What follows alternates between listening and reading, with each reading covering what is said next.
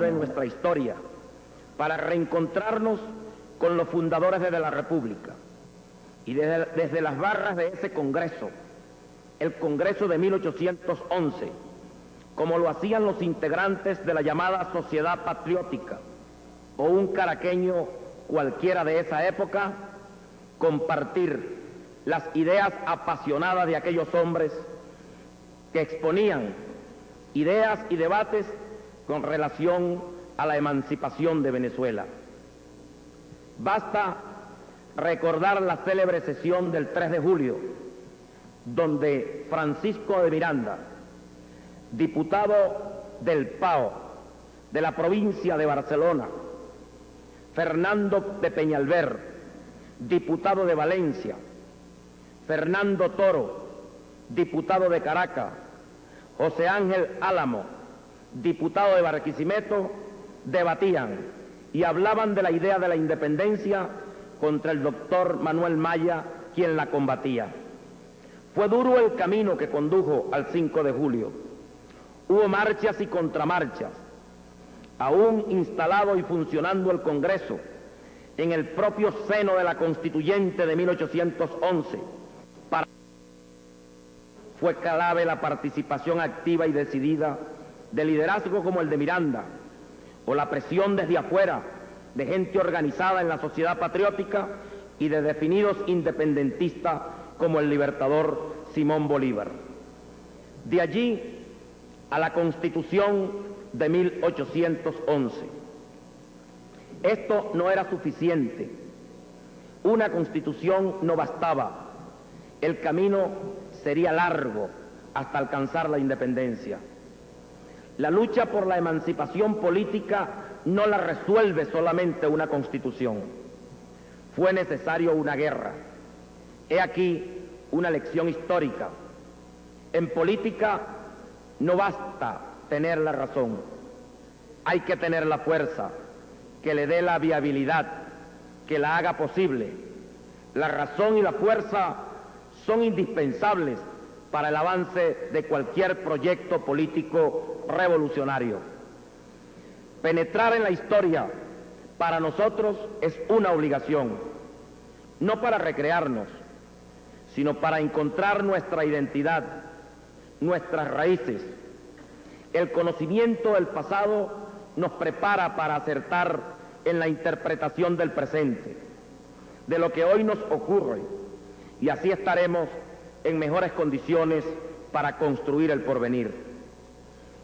Con el Constituyente de Venezuela y la Constitución de 1811 nació la República, nuestra primera República, después de muchos intentos de ruptura con el antiguo régimen colonial español que condujeron a los sucesos del 19 de abril de 1810.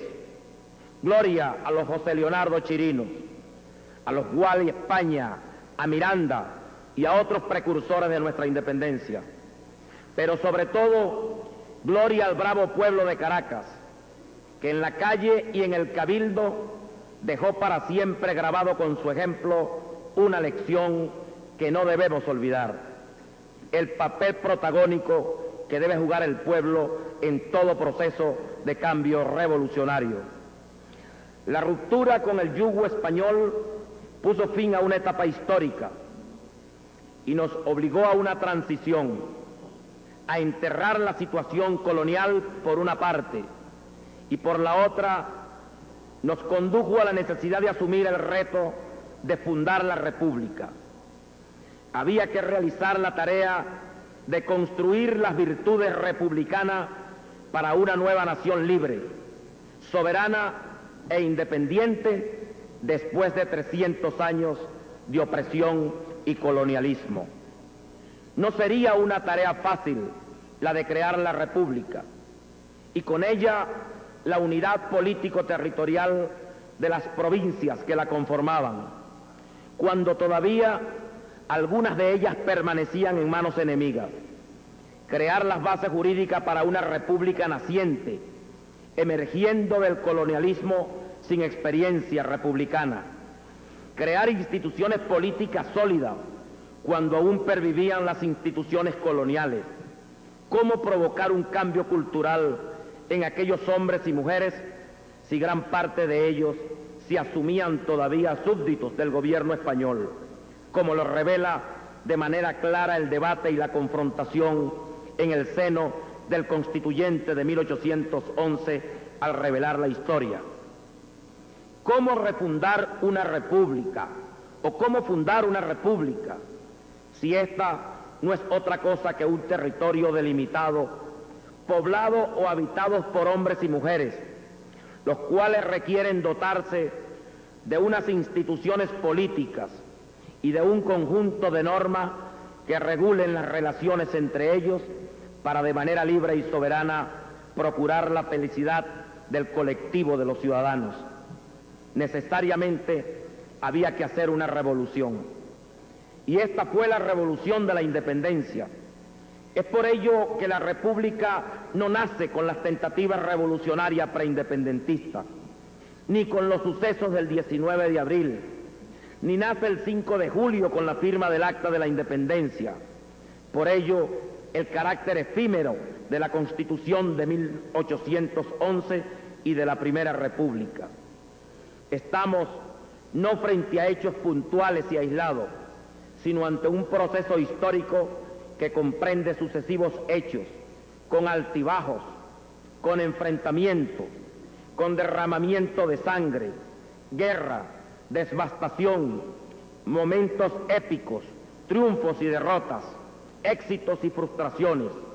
Solo la tenacidad, producto de la convicción patriótica y de la constancia dada por la claridad de objetivos, harían posible el proyecto independentista. Como lo señala Arístides Rojas en su trabajo El Constituyente de Venezuela y el cuadro de Martín Tovar y Tovar, que representa el 5 de julio, al hacer una crónica sobre esta obra pictórica, nos dice: en la sesión que representa el artista ha cesado todo debate, y los diputados identificados en opiniones sellan con su firma el acta del 5 de julio. Esta sesión es el resultado de trabajos precedentes, de discusiones razonadas, en las cuales ha descollado un pensamiento, una necesidad política, la emancipación de un pueblo. Por eso, el cuadro de Tovar sintetiza una época, con sus aspiraciones, verdades y errores, martirios y triunfos. Como han podido observar, me he referido inicialmente al Acta de Independencia, antes de hacer algunos comentarios con relación a la Constitución, y ha sido por dos razones. Una, porque no es posible hablar de la Constitución sin mencionar la labor del constituyente que le da origen.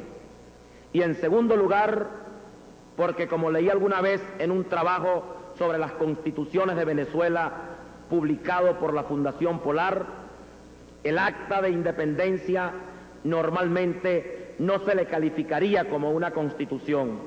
Sin embargo, señalaba el autor, en puridad de teoría sí lo es, pues es la que nos constituye como un pueblo independiente. Es nuestra voluntad y decisión política original como pueblo, manifestada aún antes de que la independencia fuera realidad. Y como tal decisión es el fundamento de todas las otras constituciones que la presuponen como base de toda normativa. Declarada la independencia, el Congreso se ocupa de establecer la capital de la Confederación y elaborar la Constitución que debía regir el nuevo Estado, tarea que le ocupa desde el 20 de julio al 21 de diciembre, fecha en la cual se sanciona.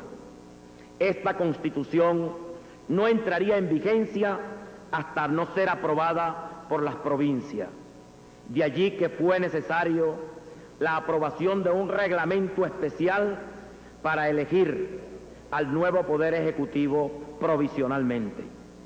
Las legislaturas y gobiernos provinciales, por votación, eligen en marzo a Fernando Toro, Francisco Javier Ustaris y Francisco Espejo para formar el Ejecutivo como principales, y a Juan Germán Rocio, Cristóbal Mendoza y Antonio Nicolás Briceño como suplente.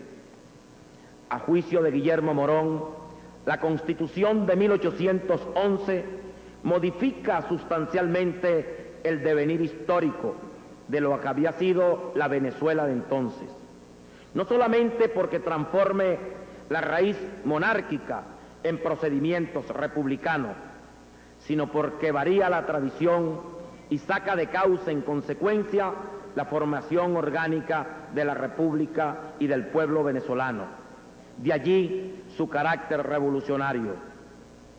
El Congreso que estableció la Constitución la llamó desde un principio federal y al Estado venezolano Confederación de Estados de Venezuela. Esto significa que cada provincia o estado permanecía independiente para su gobierno interno y el lazo que las ataba a la Confederación estaba expresado constitucionalmente.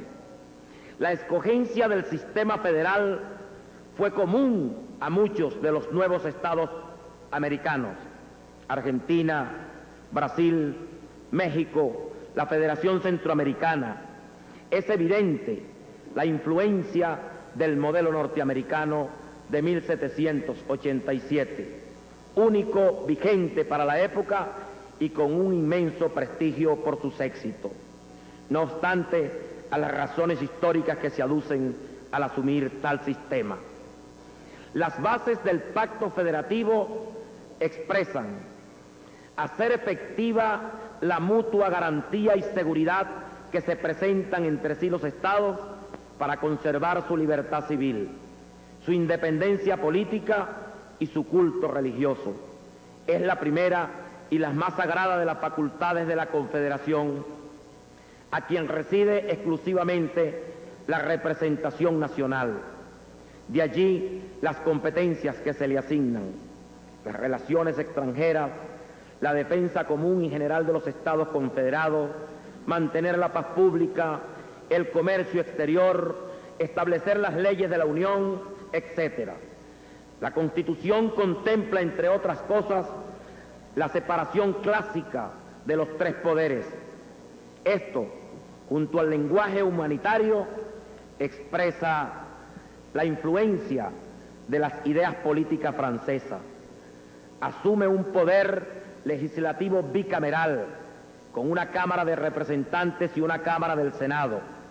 Pero las provincias no tienen en el Senado igual representación, sino que se eligen como los representantes a partir de la población de cada una de las provincias, pero con una base mayor que les sirve de base a aquellos. La elección de senadores y representantes es de segundo grado.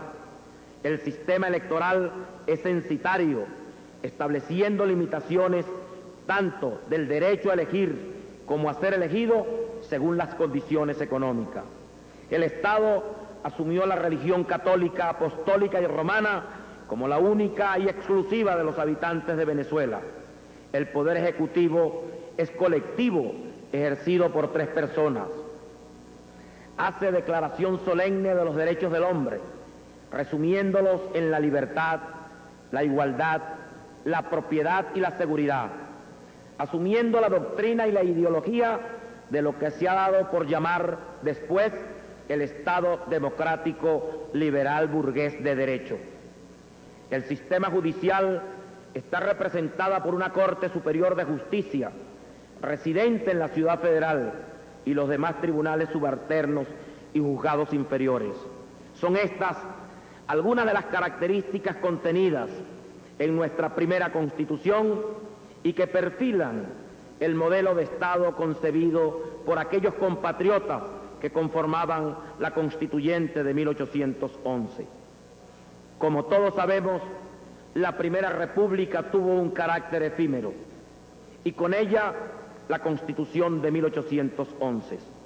Las causas pueden ser varias: la falta de virtudes republicanas, el peso de un régimen federal aplicado a una república naciente, la aplicación de experiencias exitosas en latitudes y realidades distintas, Es mucho lo que se ha escrito sobre el tema, pero vale la pena en el día de hoy reflexionar sobre las críticas señaladas por el Libertador a la aplicación del gobierno federal en una república naciente. Señalaba el Libertador: cuando el Congreso Federal se propuso por algunos genios turbulentos, ansiosos de dominar en sus ciudades y provincias la división de Caracas en pequeños estados, que debilitarse más y más al gobierno federal, que por sí mismo no es fuerte. El más consecuente error que cometió Venezuela al presentarse en el terreno político fue sin contradicción la fatal adopción que hizo del sistema tolerante, sistema improbado como débil e ineficaz por todo el mundo sensato y tenazmente sostenido hasta los últimos periodos por una ceguedad sin ejemplo. Los códigos que consultaban nuestros magistrados no eran los que podían enseñarles las ciencias prácticas del gobierno, sino los que han formado ciertos buenos visionarios que, imaginándose repúblicas aéreas, han procurado alcanzar la perfección, presumiendo la perfectibilidad del linaje humano. Por manera que tuvimos filósofos por jefes, filantropía por legislación, dialéctica por táctica y sofistas por soldados. Con semejante subversión de principios y de cosas, el orden social se resintió extremadamente conmovido y desde luego corrió el Estado a pasos agigantados hacia una disolución universal que bien pronto se vio realizada. Pero lo que debilitó más al gobierno de Venezuela fue la forma federal que adoptó, siguiendo las máximas exageradas de los derechos del hombre, que autorizándolo para que se rija por sí mismo, rompe los pactos sociales y constituye a las naciones en anarquía. Tal era el verdadero estado de la Confederación. Cada provincia se gobernaba independientemente y, a ejemplo de estas, cada ciudad pretendía igualar facultades alegando la práctica de aquellas y la teoría de que todos los hombres y todos los pueblos gozaban de la prerrogativa de instituir a su antojo el gobierno que les acomodaba. El sistema federal, bien que sea el más perfecto y más capaz de proporcionar la felicidad humana en sociedad, es no obstante el más opuesto a los intereses de nuestros nacientes estados. Generalmente hablando, todavía nuestros ciudadanos no se hallan en aptitud de ejercer por sí mismos y ampliamente sus derechos, porque carecen de las virtudes que no se adquieren en los gobiernos absolutos, en donde se desconocen los derechos y los deberes del ciudadano. Por otra parte, ¿qué país del mundo, por morigerado y republicano que sea, podrá en medio de las facciones intestinas y de una guerra exterior regirse por un gobierno tan complicado y débil como el federal? No, no es posible conservarlo en el túmulo de los combates y los partidos. Es preciso que el gobierno se identifique, por decirlo así, al carácter de la circunstancia de los tiempos y de los hombres que lo rodean. Si estos son prósperos y serenos, él debe ser dulce y protector, pero si son calamitosos y turbulentos, él debe mostrarse terrible y armarse de una firmeza igual a los peligros, sin atender a la ley ni a constituciones. Interín se restablecen la felicidad y la paz. Colegas constituyentes, compatriota presidente, compatriotas todos, en este reencuentro con nuestra historia, es decir, con nosotros mismos, en la oportunidad de homenajear nuestra primera Constitución, hemos hecho un vuelo rasante sobre un proceso constituyente cuyos protagonistas asumieron la responsabilidad de fundar la República en un contexto histórico donde la decadencia convirtió al sistema colonial en antiguo régimen, donde la reacción de los hombres de espíritu libertario se expresó en diversas formas antes de producir la ruptura. Allí actuó el pueblo para concretarla y generarla, y aparecieron los hombres, los patriotas, para asumir el reto fundacional. Fue ese el papel del constituyente de 1811, y su obra, el Acta de Independencia, firmada el 5 de julio, y nuestra primera Constitución, sancionada el 21 de diciembre de ese mismo año. Así nació la República, y aun cuando podamos decir que fue efímera, es verdad, y de corta vida, es verdad, nació la República. Hoy nos corresponde a esta generación de venezolanos vivir este proceso de cambio de una república a otra, cuando se ha producido un proceso de ruptura con el pasado. Nos encontramos en medio de una profunda crisis que caracteriza todo momento de transición, pero ante la hermosa oportunidad de crear una nueva república y de instaurar un nuevo modelo de sociedad, a la imagen y semejanza de nuestros sueños, de los sueños de todos los hombres y las mujeres que amamos esta patria. Hemos asumido con entusiasmo este reto que hoy transitamos intensamente. El antiguo régimen político, expresado en el Pacto de Punto Fijo, quedó atrás. Con él, la Cuarta República y el modelo bipartidista que imperó en nuestro país por tantos años. Hoy, país de unas nuevas bases jurídicas y de un cambio en las estructuras políticas que con toda seguridad servirán de base para la Quinta República que estamos obligados a refundar. Culmino llamando a todos los hombres y mujeres de este país a reafirmar la esperanza y a unir esfuerzos junto a todos nosotros, junto a nuestro pueblo, para hacer realidad la República Bolivariana de Venezuela como una república democrática, social, participativa y donde el pueblo juegue un papel protagónico. Muchas gracias.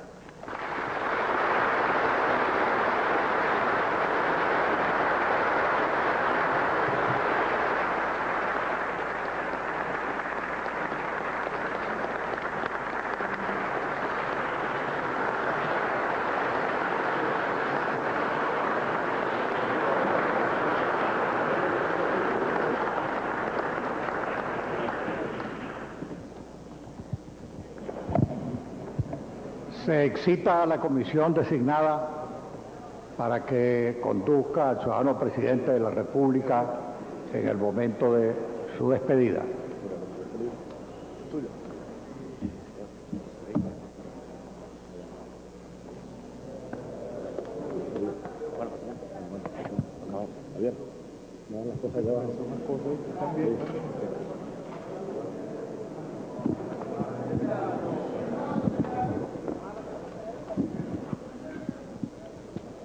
De esta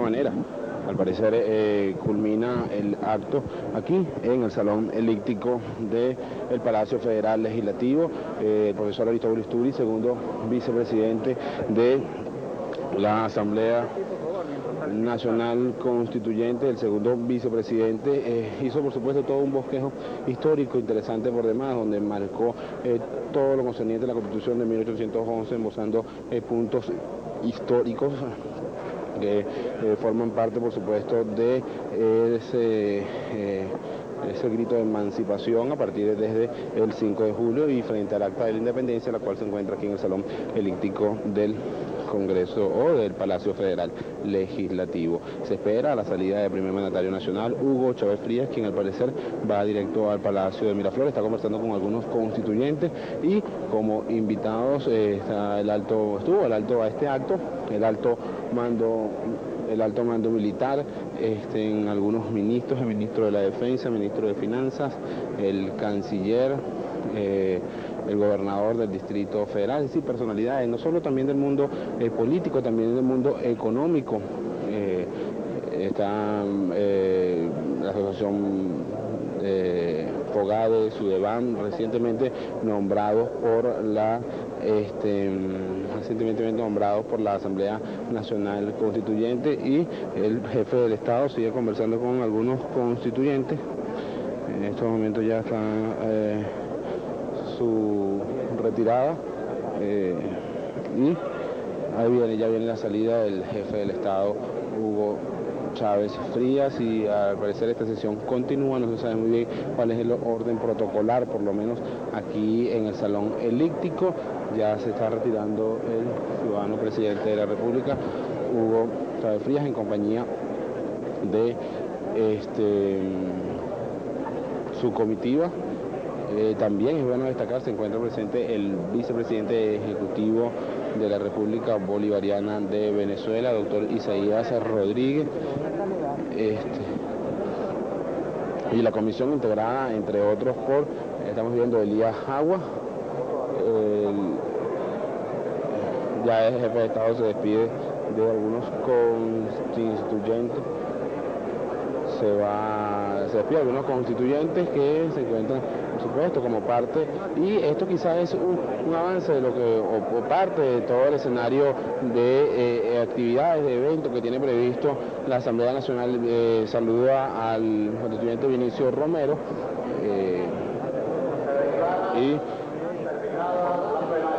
terminó la plenaria ordinaria, y ya el presidente de la República está saludando en estos momentos al comunicador social, el constituyente William Ojeda, todo quizás hablando un poquito en relación a la situación de la emergencia judicial, en compañía de Vladimir Villegas, otro periodista más,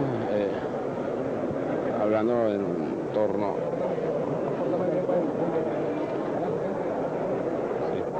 Saludos, y ahora sí se retira el presidente de la República. Los medios de comunicación esperan en la parte posterior del Salón Elíptico. Esto por el propósito de conocer quizás impresiones del jefe del Estado, Hugo Chávez Frías, que continúa conversando con los constituyentes, y para hablar un poquito en relación a la Asamblea Nacional Constituyente. La misma tiene previsto sesionar hoy en horas de la tarde, donde van a tocar temas importantes. Tal es el caso de la polémica desatada con el Distrito Capital, aunque ayer se aprobó en primera discusión. Hoy se tiene previsto que continúe esta discusión, tomando en cuenta algunos puntos importantes.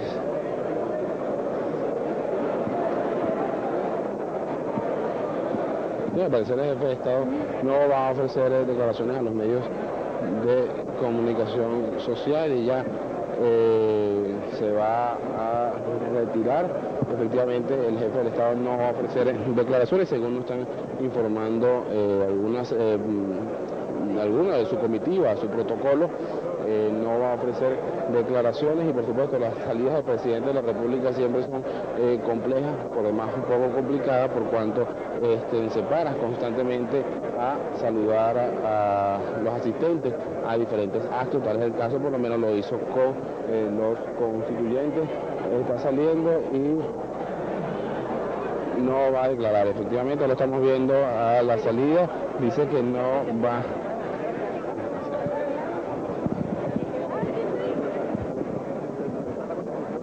Vamos a intentar de llegar.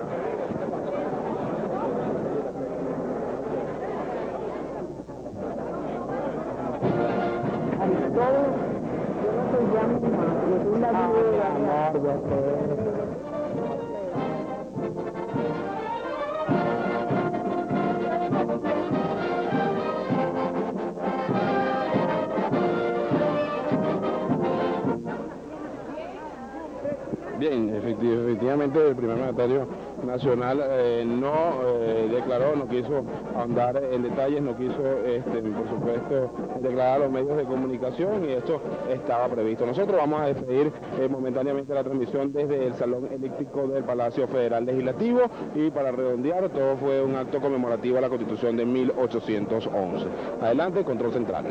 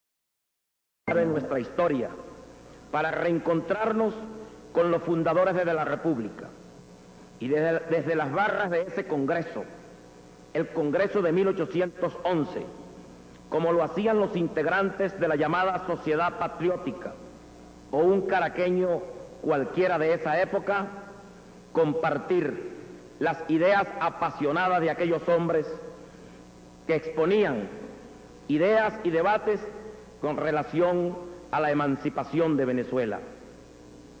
Basta recordar la célebre sesión del 3 de julio, donde Francisco de Miranda, diputado del PAO de la provincia de Barcelona, Fernando de Peñalver, diputado de Valencia, Fernando Toro, diputado de Caracas, José Ángel Álamo, diputado de Barquisimeto, y la Constitución de 1811 nació la República, nuestra primera República, después de muchos intentos de ruptura con el antiguo régimen colonial español que condujeron a los sucesos del 19 de abril de 1810.